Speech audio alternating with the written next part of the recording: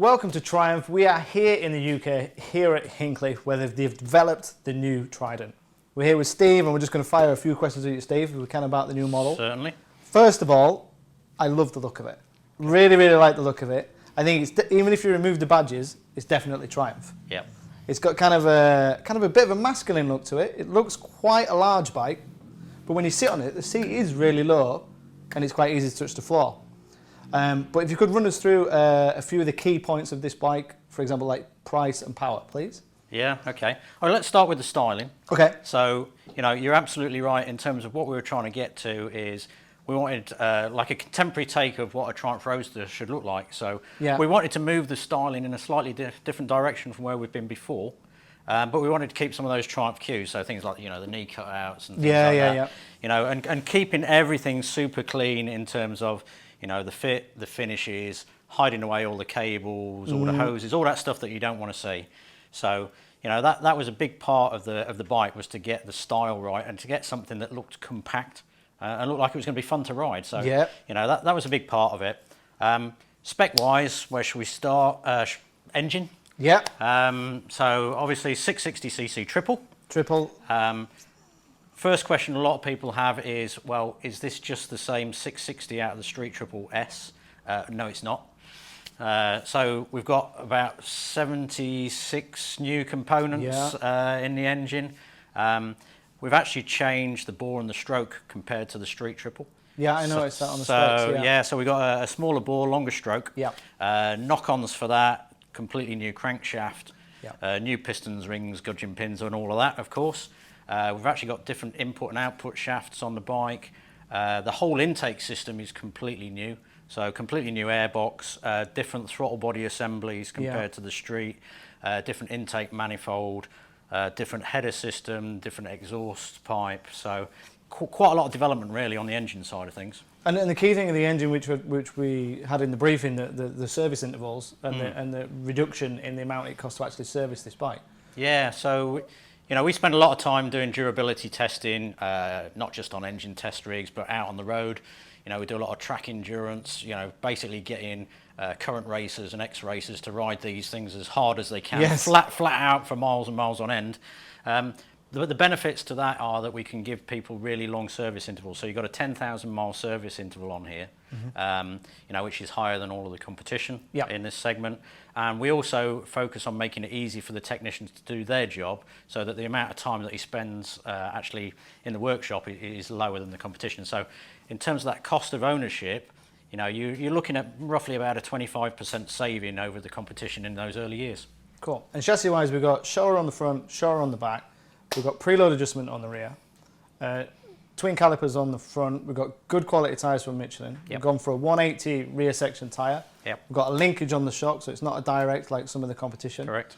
Weight-wise? So we're 189 kilos wet. Okay. So, you know, in this class, you've got a couple of twin cylinders. So you've got the Yamaha and the Kawasaki are twin cylinders.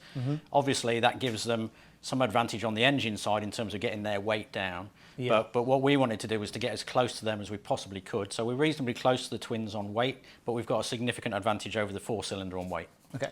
And in terms of technology, we have ABS, we have traction control, we have 2 rider modes. And we have a new TFT central clock. Can you tell us a little bit more about the display and how the connectivity works with that? Yeah, I mean, you know, some of the things you mentioned there are genuinely first in class. So the 2 riding modes, for example, first in class in terms of having riding modes. What we can do with that is we have different throttle maps between road and rain.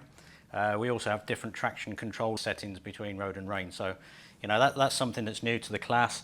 The instrument itself, it's got a TFT instrument in there.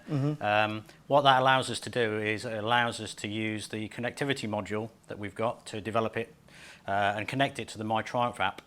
So once you've done that, what you can do your turn-to-turn navigation. You can scroll through your music library, choose what you want to listen to whilst you're riding along. You can see whether you've got a call coming in.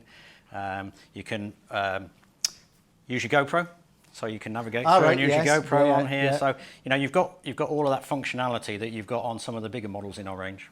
Cool. And in terms of accessories, we've got a quick shifter, heated grips. Cruise control? No cruise control.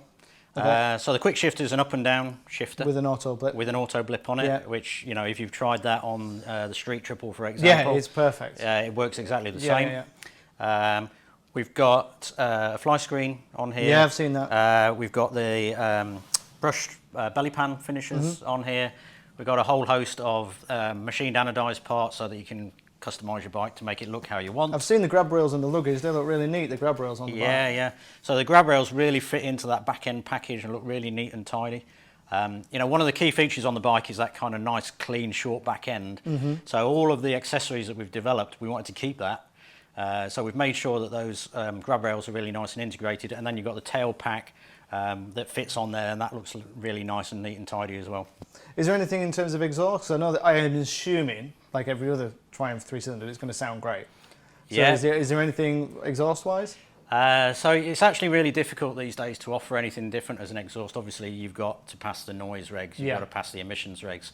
So we haven't developed an aftermarket exhaust for this, but quite honestly, in its standard trim, which sounds great. Cool. I can't wait to ride it. So in the UK, we're just over 7,000. 7195. And the bikes will be available in Europe and worldwide? End of January. End of January. Yeah. Okay, thank you for your time. All right. I'm looking forward to riding it. I assume it's going to sound great like every Triumph does. It's important for Triumph to make a really great bike here because it's in such a competitive market with Yamaha with the MT-07, Kawasaki with the Z650 and the Honda 650.